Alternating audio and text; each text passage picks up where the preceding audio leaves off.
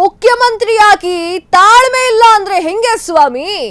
IndiGo ವಿಮಾನದಲ್ಲಿ Jammu Kashmir CM ಉಗ್ರಾವತಾರವನ್ನ ತೋರಿದ್ದಾರೆ. ಪ್ರತಿಕೂಲ ಹವಾಮಾನದ ಪರಿಣಾಮ ಲ್ಯಾಂಡಿಂಗ್ ಸ್ಥಳ ಬದಲು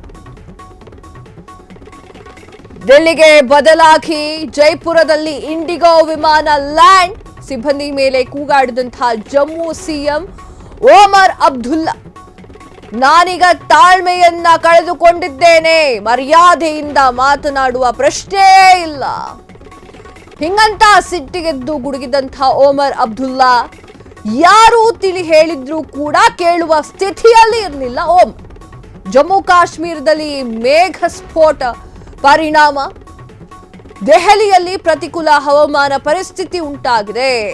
ಅಲ್ಲ, ಒಂದು ಮುಖ್ಯಮಂತ್ರಿ ಹುದ್ದೆಯಲ್ಲಿದ್ದುಕೊಂಡು ಸ್ವಲ್ಪವೂ ತಾಳ್ಮೆಯನ್ನ ತೋರ್ಲಿಲ್ಲ ಅಂತಂದ್ರೆ ಹೆಂಗೆ?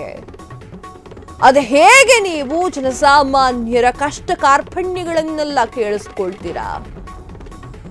ಒಂದು ಮುಖ್ಯಮಂತ್ರಿಗೆ ಮೊದಲು ಬೇಕಾಗಿರುವುದು ತಾಳ್ಮೆ. ಆ ತಾಳ್ಮೆಯನ್ನ ಕಳೆದುಕೊಂಡು ಜನಸಾಮಾನ್ಯರ ಮೇಲೆ, ಸಿಬ್ಬಂದಿ ವರ್ಗದ ಮೇಲೆ ಅದು ಹೇಗೆ ಕೂಗಾಡ್ತೀರಾ?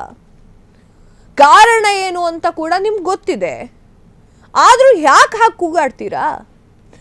ಮುಖ್ಯಮಂತ್ರಿಯಾಗಿ ತಾಳ್ಮೆ ಇಲ್ಲ ಅಂತಂದ್ರೆ ಹೆಂಗೆ? ಇಂಡಿಗೋ ವಿಮಾನದಲ್ಲಿ ಜಮ್ಮು ಕಾಶ್ಮೀರದ ಸಿಎಂ ಉಗ್ರಾವತಾರವನ್ನು ತೋರಿದ್ದಾರೆ. ಪ್ರತಿಕೂಲ ಹವಾಮಾನದ ಪರಿಣಾಮ ಲ್ಯಾಂಡಿಂಗ್ ಸ್ಥಳ ಸ್ವಲ್ಪ ಬದಲು ಮಾಡಿದ್ದಾರೆ. ಯಾಕೆ ಮಾಡಿದ್ರು ಬದಲು? ನಿಮ್ಮ ಒಳ್ಳೇದಕ್ಕಾಗಿಯೇ ಅಲ್ವಾ ಅವ್ರು ಮಾಡಿದ್ದು.